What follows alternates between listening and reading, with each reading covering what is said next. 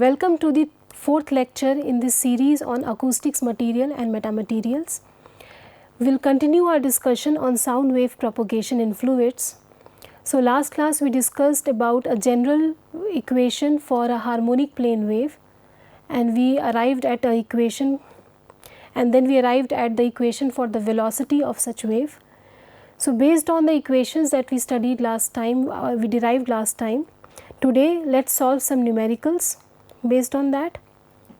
So, this is the outline for the course. We will solve a few numericals. Then I will discuss with you two important terms which are called as sound intensity and sound power. So, these are two important quantities in acoustics. And then finally, we will discuss about sound wave propagation in fluids again, and a different type of wave called as the spherical waves. So, let us start. So, the first problem at hand is that find the acoustic wave equation for a harmonic plane wave. So, this is the question. Find the acoustic wave equation for a harmonic plane wave propagating along y axis in air at room temperature with frequency 100 Hz. So, let us solve this. So, let us solve this here. Here f is equal to 100 Hz. So, we know that the equation for such a wave travelling along positive y axis, if we have a harmonic wave, is going to be a e to the power j omega t plus minus k times of y.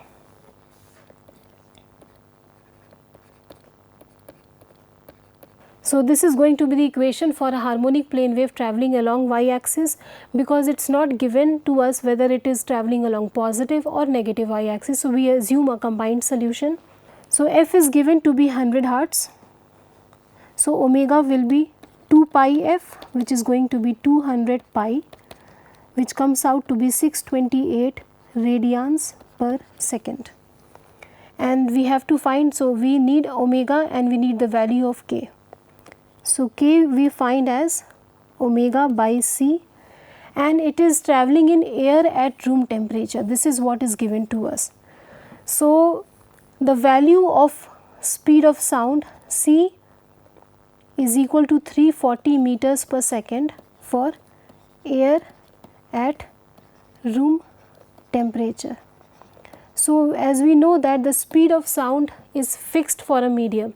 So, if we know what is this fluid medium, whether it is air, molten iron, water, steam, etc. So, what is that fluid medium? So, we can, so for every fluid medium and for a particular temperature, the speed of the sound is fixed.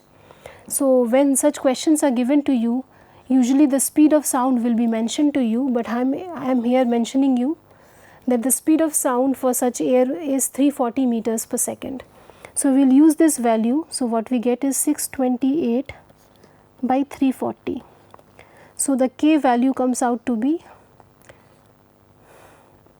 1.85 approximately. This is going to be radians per meter. So, we have got both these values. If we put both these values, the equation that we get is a e to the power j omega is 628 times t plus minus k, which is 1.85 times of y. No other parameter is given to us, so we cannot find the value of this amplitude. So, we only leave the solution at this. So, this is the solution we got. P as a function of yt is a e to the power j 628 t plus minus 1.85 times of y. Okay. Now, let us solve another problem. A harmonic plane wave is propagating in air at room temperature. So, the same thing is given to us and the frequency is given as 10 Hz. Now, the question also mentions a few additional details. It mentions that the acoustic pressure at a point in space. So, here what point in space is not given to us. So, the value of x, y or z is not known to us. So, we have some particular point in space, and at time t equals to 1.5 seconds, we get the pressure as 0.1 pascals. So, we have to find the acoustic pressure at 3 seconds. So, let us assume the same function, So, let us say here the propagation direction is not known to us. So, let us say it is propagating along, let us say the wave is propagating along positive x axis. So, you can assume any propagation direction, but anyways when you solve it will cancel out, so the direction won't matter. So, we write the equation as this, omega t minus kx, or let us assume you can assume a combined solution as well, the answer will be the same, but I have assumed just one particular case. So, this is the equation I am getting. Now, it is given to us that first some instrument is measuring the acoustic pressure. So, at first measurement is at P equals to x, some value of x, and t equals to 1.5 seconds. So, here omega will be found as 2 pi of f, which is 2 pi into 10 hertz. So, this comes out to be 62.8 radians per second, and k becomes omega by c. So, 62.8, and it is the air at room temperature, I guess. So, you assume the speed as 340 meters per second, it is for air at room temperature. For air at room temperature, so you use this speed, so the value you get is 0.185 radians per meter. So, you have found the value of k and omega with just the value of frequency. So, if you put this equation here, then this is given to you as 0.1 pascals, and P2, which is equal to P at x and t equals to 3 seconds, is what you have to find. So, the equation of P you are getting is a e to the power j 62.8 times t minus 0.185 times the propagation, that is x. So, using this equation, let us solve some more. So, P2 by P1 will be a e to the power j 62.8 t minus 0.185 x divided by a e to the power, so because we are doing P2, so we are taking the value of P2, and P2 is at time equals to 3 seconds. So, now we put the value of t as 3, and x is not known to us, but the only thing we know is that both observations are taken at the same point. So, the value of x for both observations is same. So, we say it is some x prime. So, it becomes 0.185 times some observation point x prime, and the first observation was taken at 1.5 seconds. Let us go back to the question. See, was at 1.5 seconds we are getting 0.1 pascal. So, we have to find what is at 3. So, this is given to us, and this is at the same point x prime. So, this cancels out. We can simply write this as a e to the power j 62.8 times 3 into e minus j 0.185 x prime. So, we have separated the two components.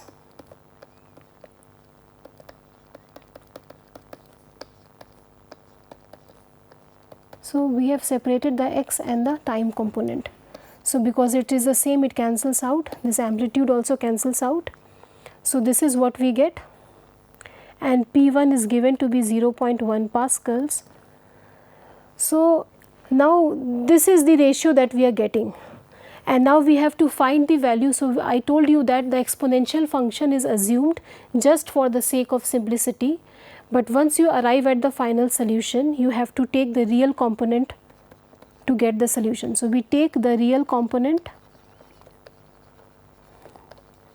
So, if we take the real part of this e to the power j something, so which will be the cos component. The cos is the real part of this exponential function. So, what we get is P2 will be P1 times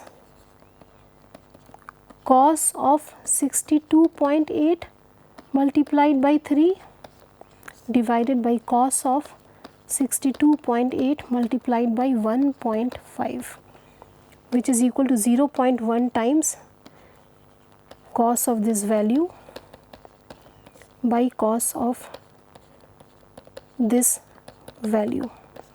And why we have taken the cos component? Because again e to the power j of anything, any constant, let us say e to the power j of theta, is defined as cos of theta plus j times sine of theta. This is how it is defined. These are called as the Euler's relationships.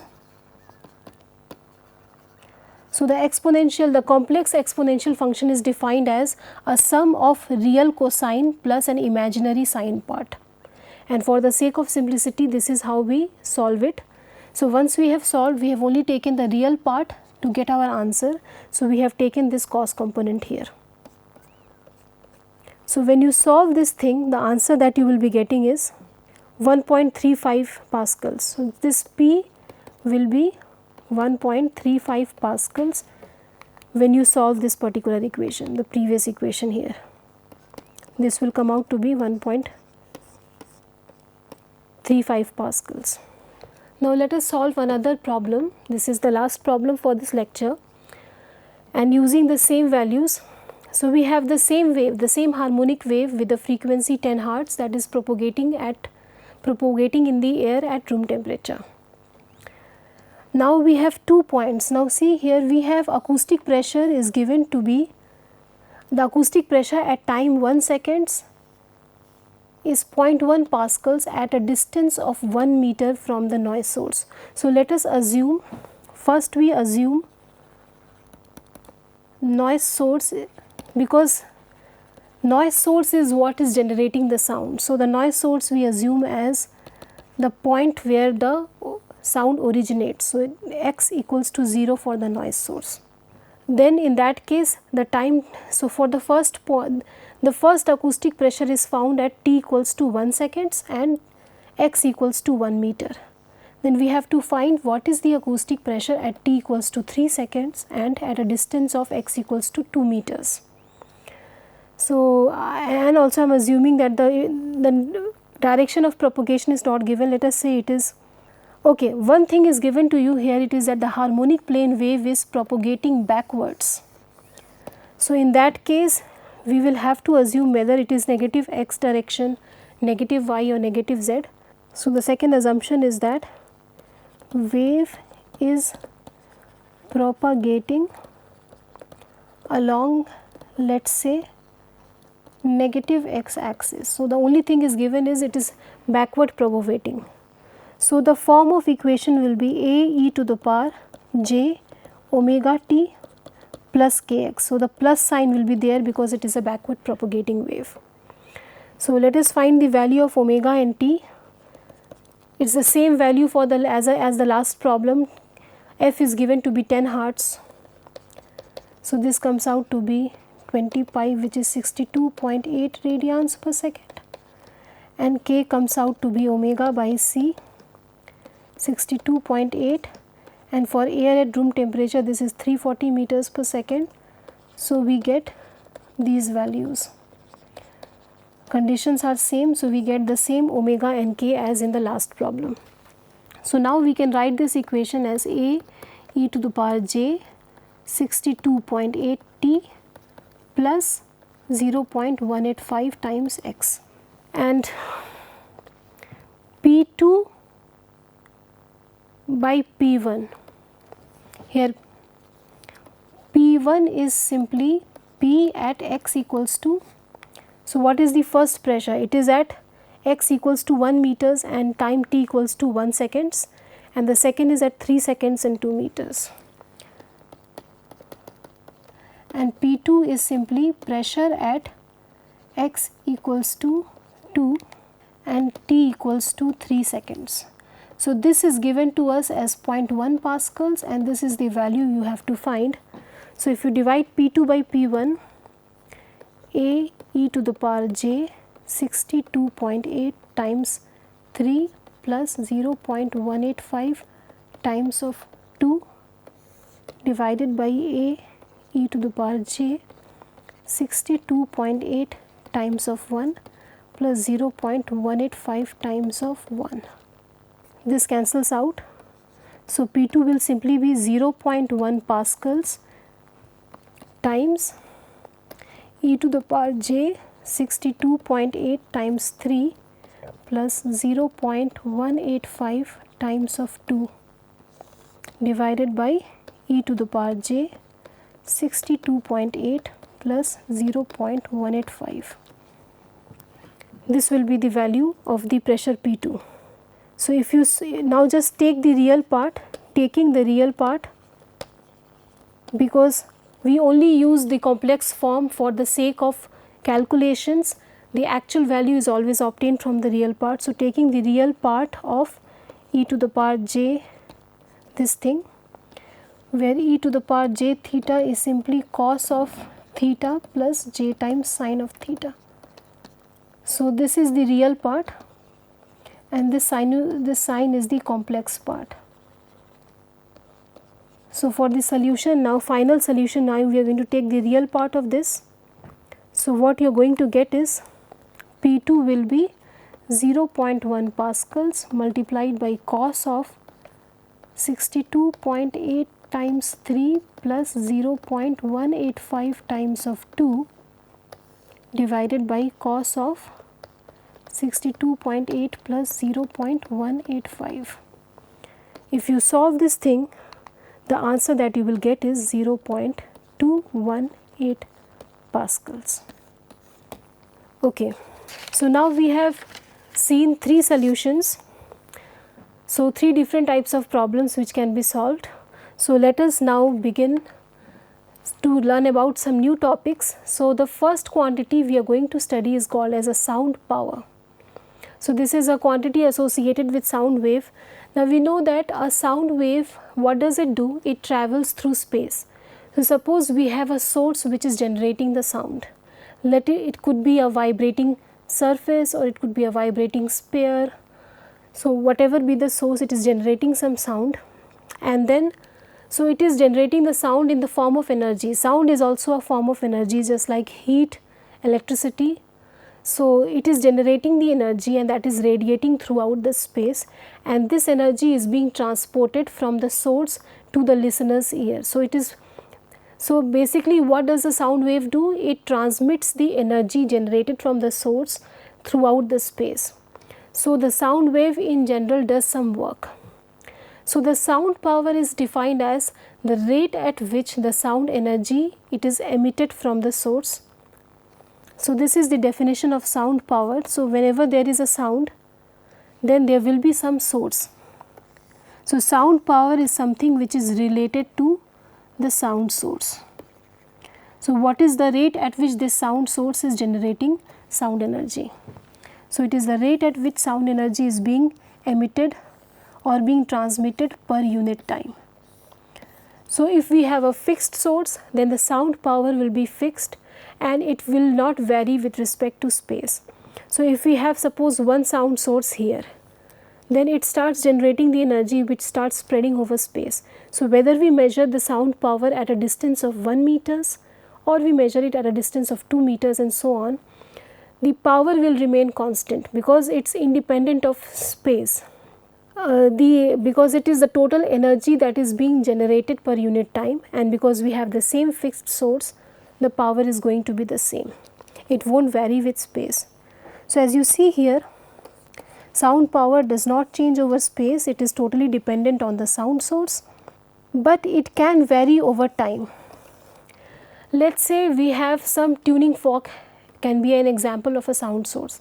So, a tuning fork has been struck and it starts vibrating and sound is generated, but it will not keep, in an ideal situation, once it is set to motion, it will keep vibrating infinitely, but that is not the ideal situation that we live in. So, we have many things, such as for example, we have air friction. Due to the friction of the air particles, damping will take place. So, slowly and slowly the amplitude of vibrations will start to decrease because of the air resistance, and slowly after a certain point of time the fork will come to rest. So, usually in ideal situations, any sound source, it is not infinite, it does not emit energy infinitely. So usually over time it decreases. So the sound power does not vary with space, but it does vary with time. So the sound power depends on the sound source, and with time, if the sound source is getting diminished, then the power will diminish, but with space it will remain the same. Now we have defined this as the rate at which the sound energy is being emitted by a source. This can also be defined in another way. Let's say we have a point source and we enclose it throughout with some spherical shell or some surface. Then the amount of energy this sound source is emitting in space per unit time is the sound power. So we can also define it as the total amount of energy that is incident on a surface enclosing this source per unit time, because whatever energy this source is emitting will ultimately be incident on this surface which is completely enclosing the source. So the surface will take in all the power. So if we have a surface which completely encloses the sound source, then the energy incident on that surface per unit time will be the same as the energy that is being emitted, which will be the sound power. So this is another definition for sound power. Now we have a second quantity called as sound intensity. So sound power was energy generated per unit time. This is the sound energy per unit time per unit area. So by definition you know that if it is per unit time per unit area, so which means that intensity multiplied by area should give you the sound power. So this is the formal definition of sound intensity, the rate at which sound energy flows per unit time through a unit surface area perpendicular to the direction of wave propagation. So with the same explanation, let's say we have some source which is emitting some sound energy per unit time, and we have some surface outside the source which is completely enclosing it. So the total energy incident on this surface will be the power, and intensity is whatever is the energy incident per unit area. So if we have I and we have the area vector, we integrate it throughout the surface, we get sound power. So this is by definition. Now another way to look at sound intensity is, we know that when the sound energy is being transmitted, then it is the oscillations of the particle which are doing work. So one particle starts oscillating, it passes on some energy to the next layer of particles which start oscillating, and then they pass on the energy, and this is how the energy gets transported. So usually, so as we defined the sound power, we said that it was the sound energy being generated per unit time, which is the same as the sound energy being transmitted per unit time, provided there is no loss of power in between in the air particles. So sound intensity can be defined as the rate at which this fluid element is doing work per unit time per unit area. So sound intensity becomes the rate at which work is being done per unit area by the fluid element to the adjacent element. So it is the rate at which this fluid element does work per unit area. So the work done is simply force times the distance through which the work is being done. So work done per unit time per unit area is force distance per unit time per unit area. So F by A becomes the pressure and dx by dt becomes the velocity. So the rate at which the work is being done per unit time per unit area can be written as the pressure being applied multiplied by the velocity through which, the velocity at which the pressure is being applied. So at any instant the intensity will be simply a product of the acoustic pressure times the particle velocity using this relationship, because I is simply work done by the fluid element per unit area per unit time, which we got as pressure into the velocity. Now usually this P and V together, they are multiplied, and IT is the instantaneous intensity, but whenever we refer to a sound wave, then we usually talk in terms of what is its intensity, then we usually say what is its intensity averaged over a particular time period. So we take the averaged value. So this is the intensity that we talk about. We simply take the average value over a particular time period. So with these two definitions, let's quickly revise what is called as spherical waves. Now in the previous lectures I already showed you a wavefront where we had a pulsating sphere and then the sound waves being generated. As you can see here, we had a pulsating sphere, and this is the form of motion of the fluid particles around the sphere. So this was the wavefront. Here it was spherical in nature. So as you can see, the direction of sound wave propagation is always radially outwards.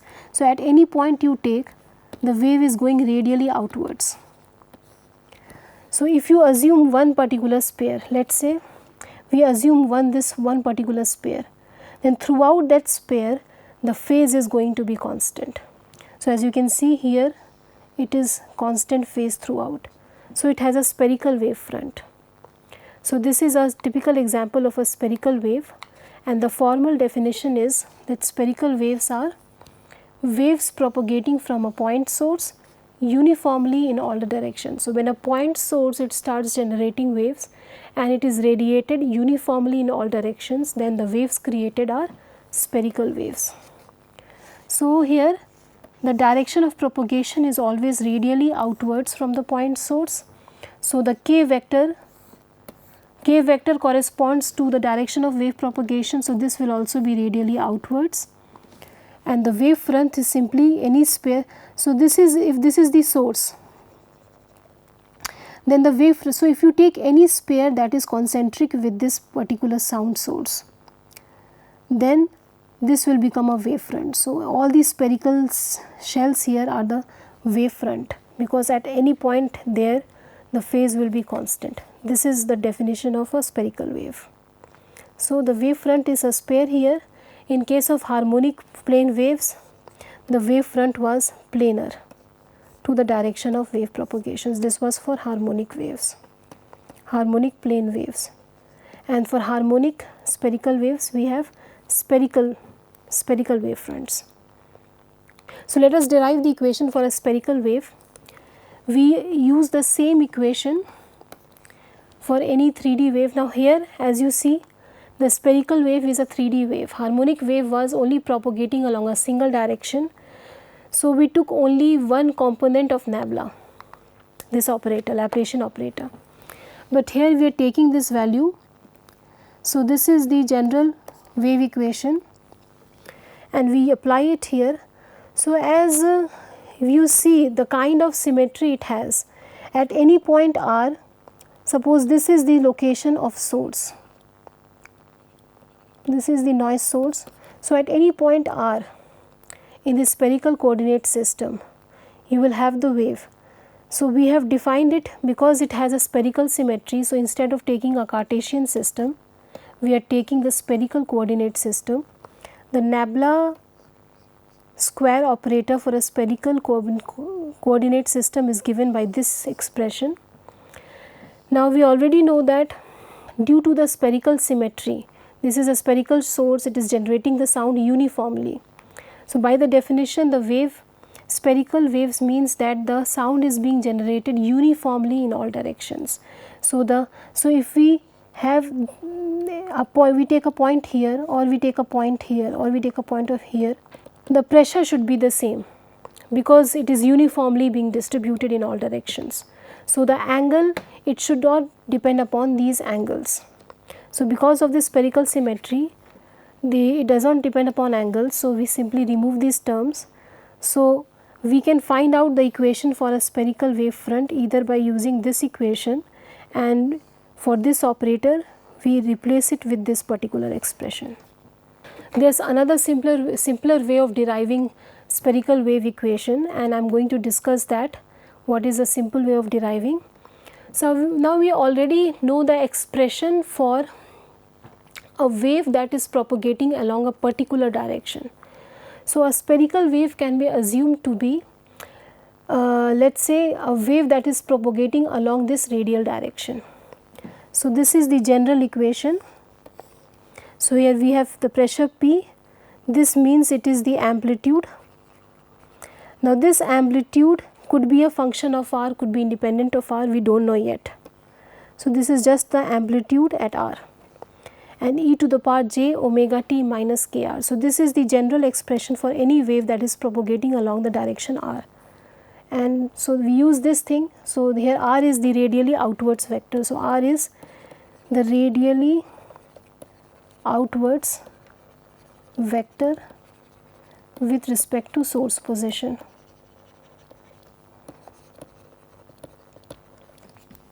And now this source is radiating the energy uniformly.